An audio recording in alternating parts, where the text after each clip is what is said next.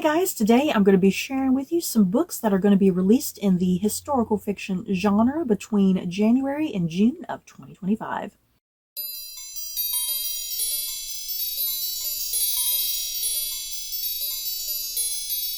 As always, the historical fiction genre is massive every single year, and it's impossible to come up with a list half the time because there's just so many books. It's like, what's going to spark everybody's interest here? So yeah, I have 20 books here I'm going to be sharing with you guys that are going to be released sometime between January and June of 2025. And as always, please make me aware of any other books that are coming out in this genre so I can add them to my list. And as always, I'm going to be looking down here at my laptop. I'm going to be on Goodreads, reading off the plot synopsises for these books. So now's the time, pull up your Goodreads, and if you like the sound of any of these books, add them to your Goodreads as I go along. First up, Boudica by PC Cast.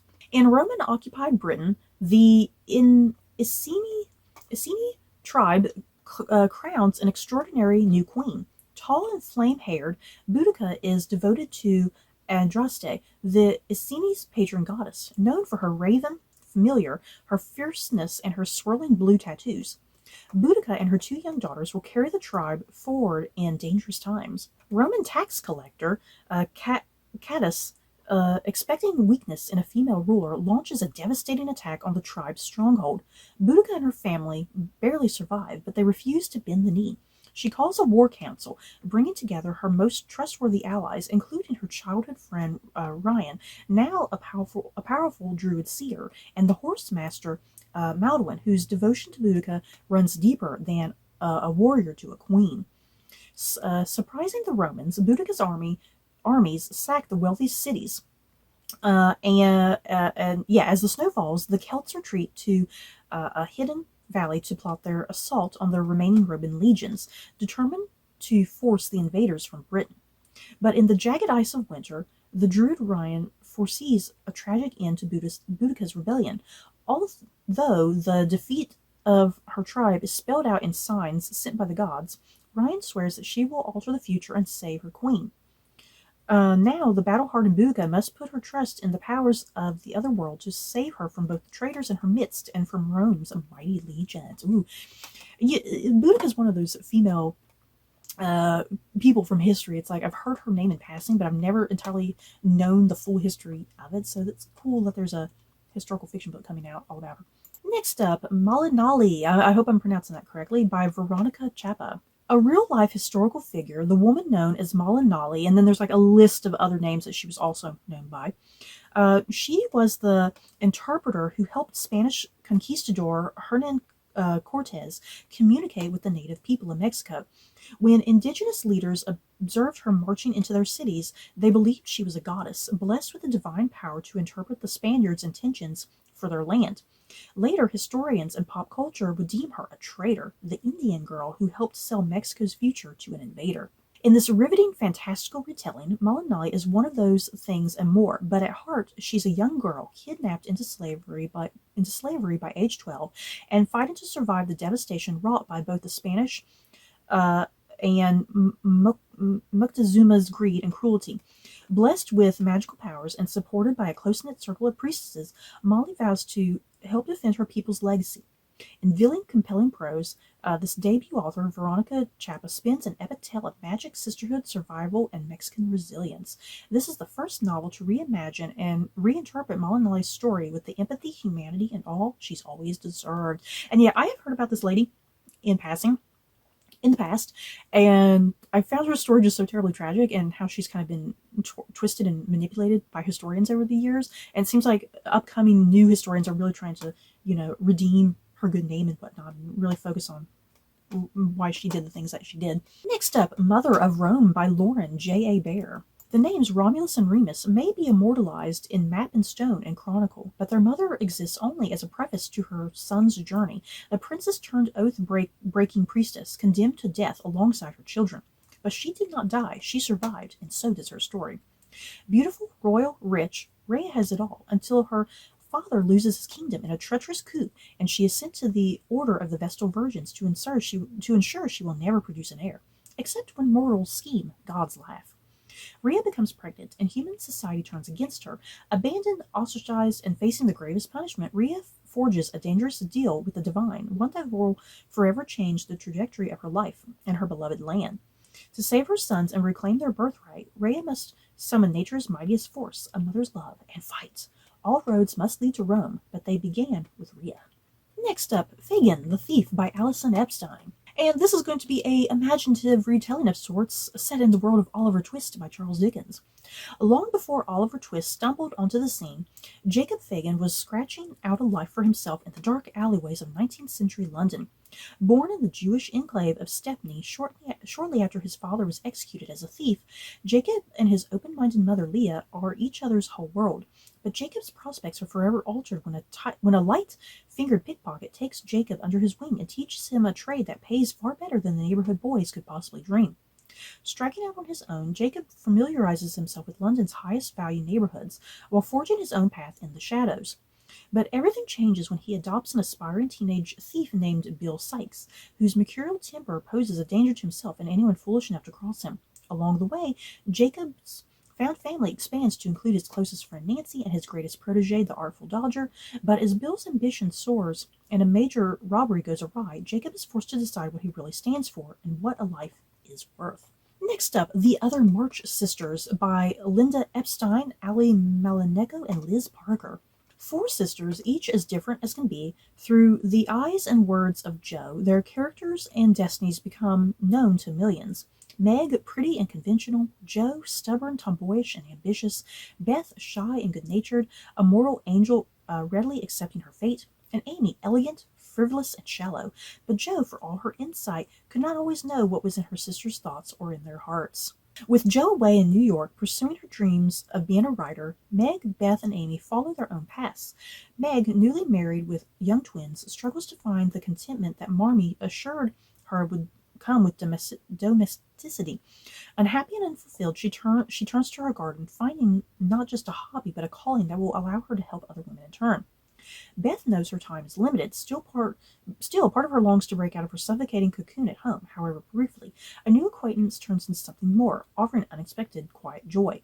Amy, traveling in Europe while she pursues her goal of becoming an artist, is keenly aware of the expectation that she will save the family by marrying well. Through the course of her journey, she discovers how she can remain true to herself, true to her art, and true to the love she has always meant to be. So yeah, if you can't tell, this is like an imaginative retelling of sorts about Little Women, but told through the points of view of the other sisters, since Jo is the big focus of the book originally.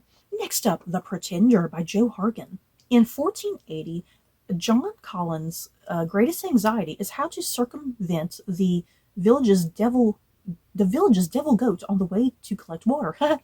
But the arrival of a well-dressed stranger from London upends his life forever. John is not John Collin, not the son of Will Collin, but the son of the long-deceased Duke of Clarence, as a sentence, hidden in the countryside after a brotherly rift over the crown.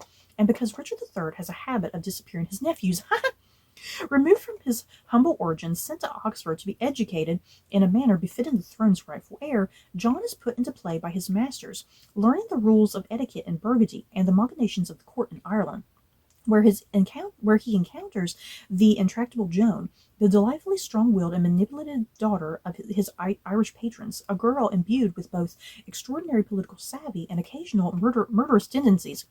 Joan has two paths available to her: marry or become a nun. Lambert's choices are similarly stark. He will either become king or die in battle. Together they will form an alliance that will change the fate of the English monarchy. And yet it says here, this is inspired by a footnote to history, the true story of the little-known Simnel, who was the figurehead of the 1487 Yorkist Rebellion and ended up working as a spy in the court of King Henry VII. And yeah, I love that whole thing taking place during this time period, kind of directly right after the War of the Roses, and you have all these pretenders popping up, people who are saying that they're, one of the princes in the tower, because who knows if Richard III actually disposed of them, if they lived or died. Next up, Boy by Nicole Gowland. Alexander Sander Cook is the most celebrated boy player in the Chamberlain's Men, William Shakespeare's theater company. Indeed, Sander's androgynous beauty and deft portrayal of female roles have made him the toast of London, and his companionship is sought by noble women and men alike. And yet, now, at the height of his fame, he teeters on the cusp of adulthood, his future uncertain. Often he wishes he could stop time and remain a boy forever. Joan Buckler, Sanders' best friend, also has a dream. Though unschooled, she is whip-smart and fascinated by the snippets of natural philosophy to which she's been exposed. And while she senses that Sanders' admiration for her is more than friendship, Joan's true passion is knowledge, something that is nearly impossible for her to attain. As a woman, she has no place in the intellectual salons and cultural community of the day. Only in disguise can she learn to her heart's content. Joan's covert intellectual endeavors, coupled with Sanders' theatrical triumphs, attract the attention of none other than Francis Bacon, natural philosopher and trusted advisor to Queen Elizabeth. It is through their connection with Bacon, one of the greatest minds of their time, that their lives will be changed forever, as they become embroiled in an intricate game of political intrigue that threatens their very survival. Yes, this sounds so good, you guys. Next up, The King's Messenger by Susanna Kearsley. 1613. King James, 6th of Scotland, 1st of England, son of Queen Mary of Scots, has unified both countries under one crown, but the death of his eldest son Henry has plunged the nation into mourning as the rumors rise the prince was poisoned. Andrew Logan's heard the rumors, but he's paid them little heed. As one of the king's messengers, he has enough secrets to guard, including his own. In these perilous times, when the merest suggestion of witchcraft can see someone tortured and hanged, men like Andrew must hide well the fact that they were born with the sight. He'll need all his gifts, though when the king sends Andrew north to find and arrest Sir David Murray, once Prince Henry's trusted courtier, and bring him a prisoner to London to stand trial before the dreaded Star Chamber. A story of treachery, betrayal, and love. Next up, A Gentleman's Gentleman by T.J. Alexander. The notoriously eccentric Lord Christopher Eden is a man of unusual make, and even more unusual habits. He prefers to live as far from the prying eyes and ears of the ton as possible, and would rather have the comfortable company of his childhood cook and his aged butler Plinkton, than the swarm of servants and hangers-on befitting a man of his station. But Christopher's pleasant, if occasionally lonely life is upended when he receives word from his lawyers that according to his late father's will, he must find a wife by the end of the season if he intends to keep his family's fortune and the Eden's End estate.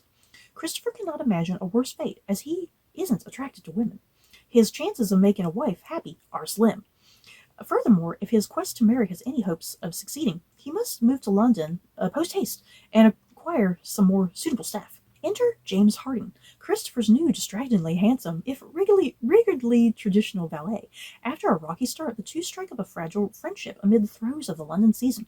A friendship that threatens to shatter under the looming shadow of Christopher's impending nuptials and the secrets both men are keeping. Ooh, this sounds so good. Next up, The Unexpected Diva by Tiffany L. Warren.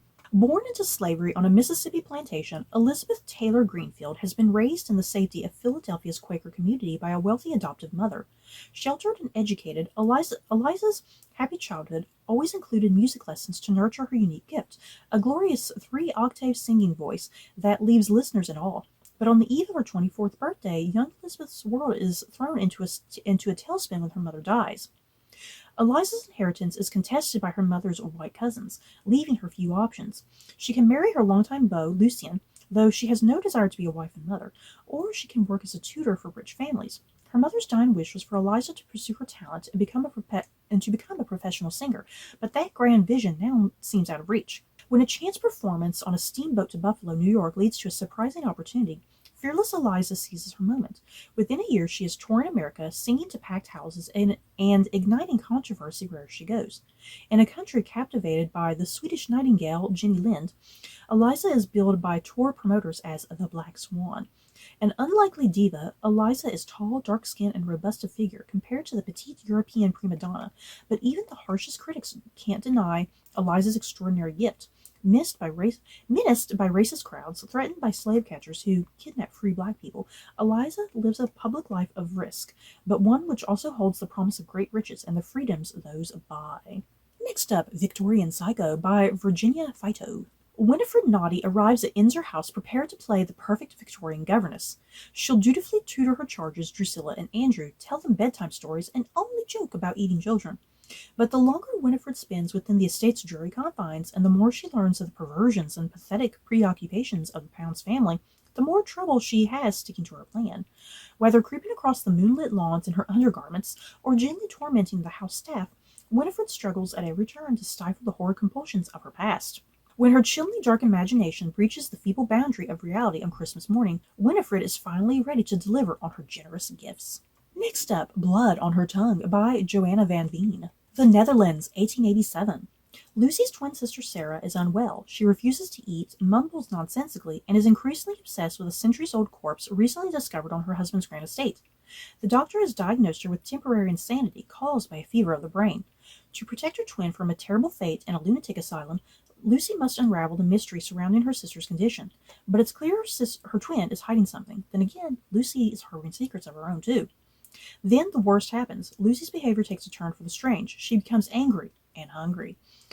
Lucy soon comes to suspect that something is trying to possess her beloved sister. Or is it madness? As Sarah changes before her very eyes, Lucy must reckon with the dark, monstrous truth or risk losing her forever. Next up, The Jackal's Mistress by Chris Bajalian. I still can't figure out how to pronounce the name. Virginia, 1864. Libby Stedman's husband has been away for so long that she can barely conjure his voice in her dreams. While she longs for him in the night, fearing him dead in a Union prison camp, her days are spent running a grist mill with her teenage niece, a hired hand, and his wife, all the grain they can produce requisitioned by the Confederate Army. It's an uneasy life in the Shenandoah Valley, I can't pronounce it, the territory frequently changing hands, control swinging back and forth like a pendulum between north and south, and Lucy awakens every morning expecting to see her land a battlefield. And then she finds a gravely injured Union officer left for dead in a neighbor's house, the bones of his hand and leg shattered. Captain Jonathan Weybridge of the Vermont Brigade is her enemy, but he's also a human being, and Libby must make a terrible decision. Does she leave him to die alone, or does she risk treason and try to nurse him back to health? And if she succeeds, does she try to secretly bring him across Union lines, where she might negotiate to trade for news of her own husband? Next up, The Buffalo Hunter by Stephen Graham Jones. A diary written in 1912 by a Lutheran pastor is discovered within a wall. What it unveils is a slow massacre, a chain of events that goes back to 217 Blackfeet dead in the snow. Told in transcribed interviews by a Blackfeet named Goodstab, who shares the narrative of his peculiar life over a series of confessional visits. This is an American Indian revenge story written by one of the new masters of horror, Stephen Graham Jones. Ooh, just a really brief synopsis there, but it sounds really intriguing. Next up, The Queens of Crime by Marie Benedict. I always look forward to a new Marie Benedict book. London, 1930. The 5 greatest women crime writers have banded together to form a secret society with a single goal: to show they are no longer willing to be treated as second-class citizens by their male counterparts in the legendary Detection Club. Led by the formidable Dorothy L. Sayers, the group includes Agatha Christie, Nigel Marsh, Marjorie Allenham, and Baroness Emma Orsi. They call themselves the Queens of Crime. Their plan? Solve an actual murder, that of a young woman found strangled in a park in France, who may have connections leading to the highest levels of the British establishment. Ooh, this sounds so good, you guys. Next up, The Stolen Queen by Fiona Davis. Egypt, 1936. When anthropology student Charlotte Cross is offered a coveted spot on an archaeological dig in Egypt's Valley of the Kings, she leaps at the opportunity. But after an unbearable tragedy strikes, Charlotte knows her future will never be the same. So then we go to New York City in 1978. 18-year-old Annie Jenkins is thrilled when she lands an opportunity to work for iconic former Vogue fashion editor Diana Vreeland, who's in the midst of organizing the famous Met Gala, hosted at the museum and known across the city as the Party of the Year. Though Annie soon realizes she'll have her work cut out for her, scrambling to meet Diana's capricious demands and exacting standards. Meanwhile, Charlotte, now leading a quiet life as the associate curator of the Met's celebrated Department of Egyptian Art, wants little to do with the upcoming gala. She's consumed with her research on Hathakar, a rare female pharaoh dismissed by most other Egyptologists as unimportant. That is, until the night of the gala, when one of the Egyptian art collection's most valuable artifacts goes missing, and there are signs Hathakar's legendary curse might be reawakening.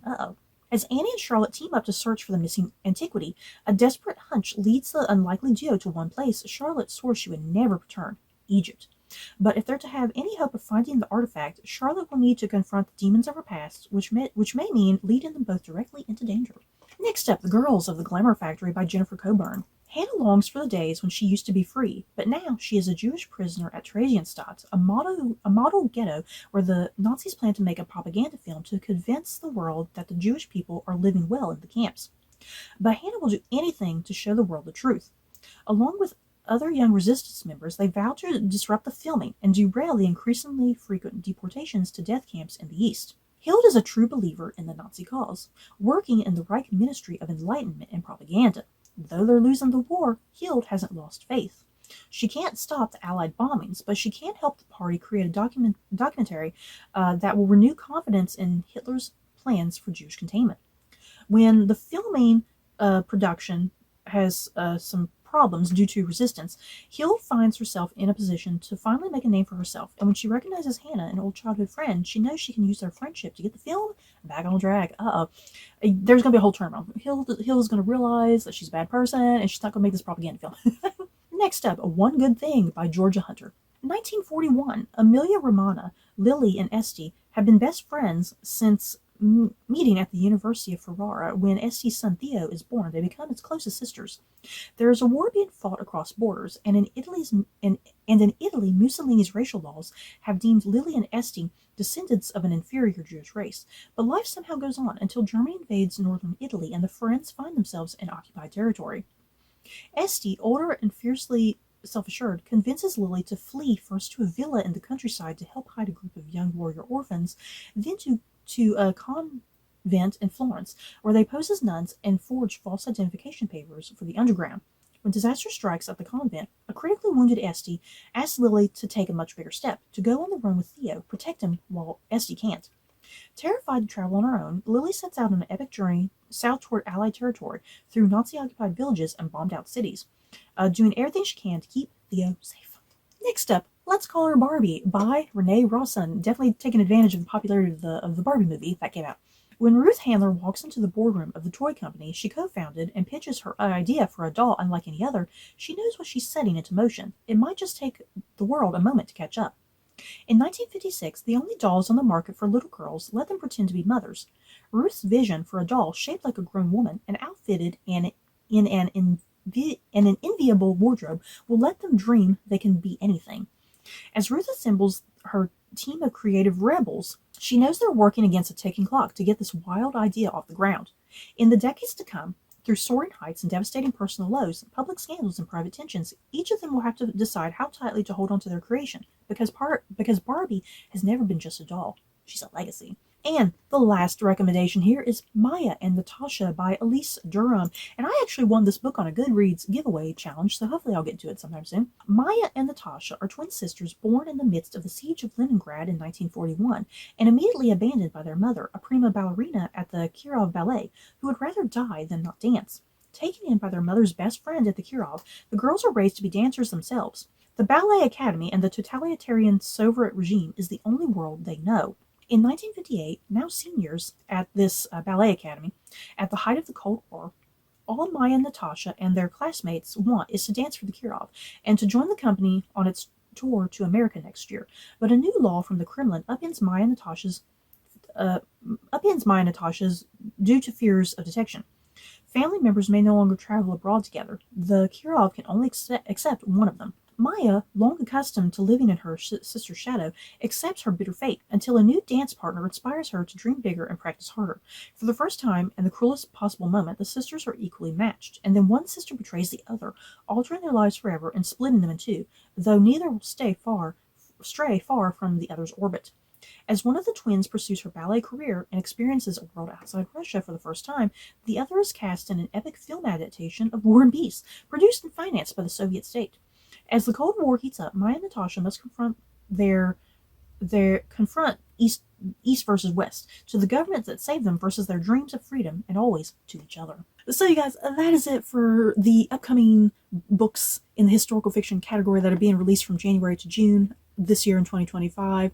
In the comments below, any books that I have left off this list that I'm not aware of that you're excited for, just let me know. So that's it for this video. Don't forget to like, comment, and subscribe. And if you like this video, you may like these other videos. Bye, guys.